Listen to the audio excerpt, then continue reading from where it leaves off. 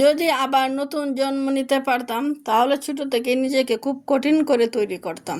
তো আসসালামু আলাইকুম, লাইজুরি লাইফস্টাইল ব্লগ থেকে আপনার সবাইকে স্বাগতম। তো আশা করি সবাই ভালো আছেন। তো আমি আল্লাহর রহমতে কিছুটা ভালো আছি। আপনারা দোয়া করবেন, আমার পাশে থাকবেন। আমার ভিডিও করার একদম ইচ্ছা চলে গেছিলো, যেহেতু যে সময় দেখলাম আপডেট আসছে ভিডিওতে, ইউটিউবের চ্যানেলগুলোতে। আসলে ভিডিও করতে আর ভালো লাগে না। তো আবার ভাবলাম যে জীবনে যাই করি না কেন, নসিবে যদি দেখে এমনি আসবে। তো যাই হোক, আবার শুরু করলাম। আসলে ধৈর্য এত সহজে যে ছেড়ে দিই তাহলে তো হবে না। ব্যর্থতা সফলতা মিলিয়েতে মানুষের জীবন। হয়তো নতুন খালি শুরু করছি, এখন যে হাল ছেড়ে দেই। আর কঠিন পথ পাড়ি দেওয়াটা কিন্তু অনেক কষ্ট, তবে সফলতা পেলে অনেক আনন্দদায়ক। আর অল্প দেখবেন সহজে যদি আমরা কোনো কিছু পেয়ে যাই, এর মর্যাদা আমরা দিতে চাই না। তো সৃষ্টিকতা যা ভালো মনে করেন, আমিও মনে করি তাই ভালো। হয়তো নসিবে যদি থাকে তা আপনা আপনি আসিবে, আর যে নসিবে না থাকে আমি যতই না চেষ্টা করি কোনো কিছুই করতে পারবো না। তো যাই হোক, যদি কপালে থাকে তো ইউটিউব থেকে সফলতা আসবে। আর যদি না থাকে তা তো আসবে না, আসবে তা নিয়ে আফসোস আর আমি করি না। তো তার প্রতিনিয়তের মতন আজকে আমার ভিডিওটা শুরু করলাম। তো আজকে বেডরুম থেকে শুরু করলাম না, আমার ছাদ বাগান থেকে শুরু করলাম। আমার ছাদ বাগানে অনেক সুন্দর ফুল ফুটছে। আমি গেছিলাম ময়লা ফেলাইতে, আমার অনেক সুন্দর লাগছে, তাই একটু ভিডিও করে রাখলাম ক্যামেরা বন্দি করে।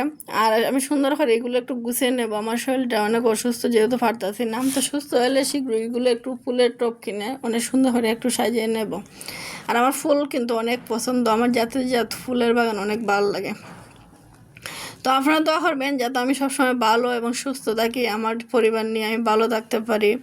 যাই হোক, ইউটিউব থেকে আমি সফলতা পাই আর না পাই, আমি যেন একটু সুখে শান্তিতে বসবাস করতে পারি, মনে একটু শান্তি পাই, আল্লাহ যেন আমার শরীরে একটু শান্তি দেয়।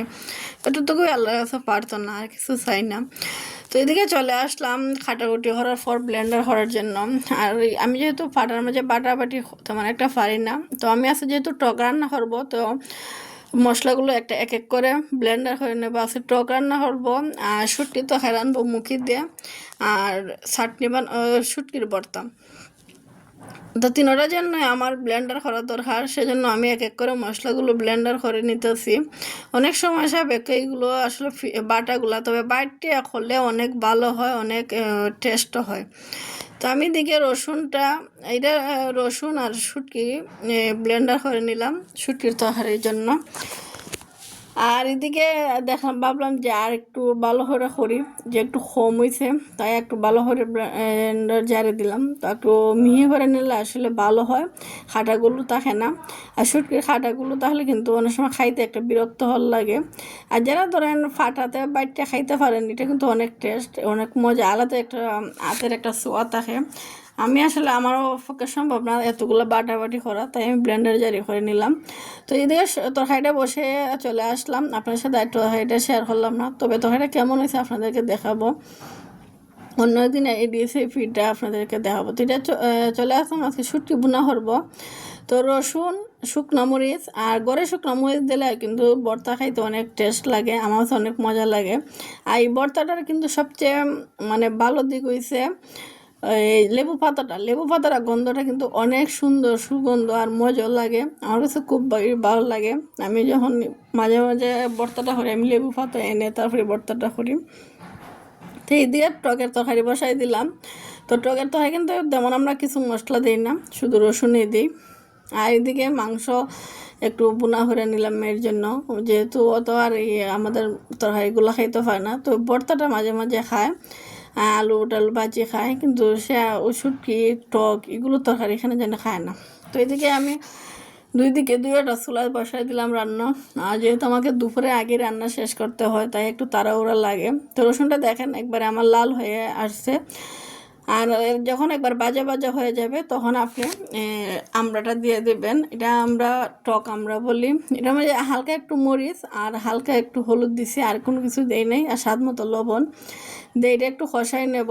আর আমি সবসময় মাছের মাথা, লেজ, যেগুলো খাইতে পাই না, মানে এগুলো টক জাতীয় খাবারের মাঝে দিয়ে আমরা টক রান্না করি, অনেকভাবে খায়। তো আমরা টক টক দিয়ে, আমরা সিলেটের বেশিরভাগ মানুষই দেখবেন এই টক মাথা দিয়ে এই টকটা বেশি খায়, লেজ মাথা বিভিন্ন অনেকের জিনিস মাছের আছে, এগুলো ফেট টেট দিয়ে বিভিন্নভাবে তো টক বিভিন্ন রকমের টকের তরকারি আছে, কোনটা আছে ধরেন শুকা পাতা, কোনো সময় জলফাই, এটার হয় আমরা, আর বিভিন্ন জাতের টক আমরা খাই, টমেটোর টক, সব জাতের টকই।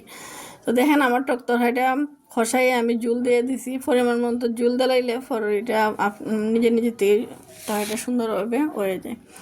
তো এদিকে আমি পেঁয়াজ কুচি করে নিলাম আর লেবু পাতা, আর এদিকে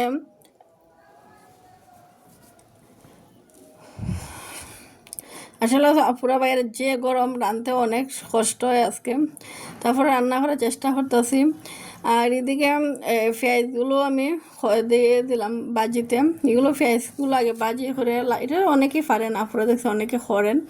তো এটা আমি লেবু পাতাটা করি, লেবু পাতাটা করলে কিন্তু অনেক মজা লাগে, আর লেবু পাতার গন্ধটা অনেক মানে সুগন্ধটা অনেক নাকে লাগে, কেন জানি অনেক আমার ভালো লাগে।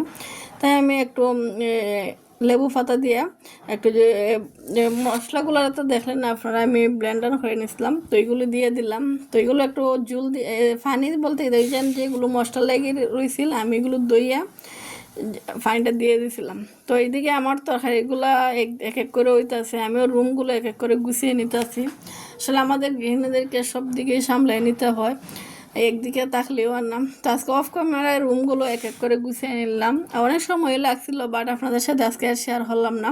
প্রতিদিন যেহেতু রুম গুছানো শেয়ার করি, তো ভাবলাম আজকে আপনাদেরকে অন্য কিছু একটু ভিডিওতে শেয়ার করি, তাই রুম গুছানো শেয়ার করলাম না। তো রুমগুলো এক এক করে আমি গুছিয়ে নিলাম। তো আসলে গরমের মাঝে কাজ করা বলেন আর রান্না করা, খাইতে কোনো কিছুই ভালো লাগে না, আমাদের এখানে প্রচণ্ড গরম, আসলে বাংলাদেশে সব প্রায় জায়গাতেই গরম। আর এইদিকে আমার বেডরুমটা আপনাদের সাথে একটু শেয়ার হয়ে নিলাম। বেডরুমটা আমি অফ ক্যামেরায় মুছে নিয়েছিলাম, যেহেতু আমার বেডরুমে বেশি থাকা পড়ে, তাই আমি বেডরুমটা প্রতিদিন মুছি। রুম হয়তো প্রতিদিন সবগুলো মুছা হয় না, তো এই রুমটা একটু গুছিয়ে নিলাম। আর কাভারটা আমার আর চেঞ্জ হইল না, দেখি শীঘ্রই চেষ্টা করবো কাভারটা চেঞ্জ করার, কবে যে চেঞ্জ হবে ভাবি করে আর চেঞ্জ হয় না, যেহেতু আসলে মেওয়ান আসা হয় না, আমাদের এই রুমে কেউ থাক হয় না, যখন আর চেঞ্জ হয় না, যেভাবে থাকি এটা আসলে আমরা কেউ থাকিবই না, শুধু আমি নামাজের সময় নামাজটুকুই পড়ি, আর কোনো সময় এগুলো রুমে আর আসা পড়ে না। তো এদিকে অনেকগুলো কাপড় ধুয়ে দিলাম, আর প্রতিদিনই আমাদেরকে কাপড় অনেক কিছুই ধুইতে হয়। তো আজকে প্রতিনিয়ত ফরার কাপড়গুলো নিয়ে আসলাম ধুয়ে দিয়ে রোদে দিতে, আর রোদ যেহেতু খরা, আর দেখবেন যে তো তাড়াতাড়ি কাপড়গুলো রোদে শুকানো দেওয়া যায়, তত তাড়াতাড়ি শুকিয়ে যায়। আর রোদের মাঝে কাপড় শুকাইতে কিন্তু অনেক ভালো লাগে। তো আমার যে শরীরটা ভালো থাকতো তো অনেক কাপড় ধুয়ে দিতাম, যেহেতু বেশি শরীরটা ভালো না, তো তাই তেমন কোনো কাপড় ধুয়ে দিছি না, যেগুলো ইউজুয়ালি মানে ইউজ করা কাপড়গুলো আমি আজকে ধুয়ে দিলাম।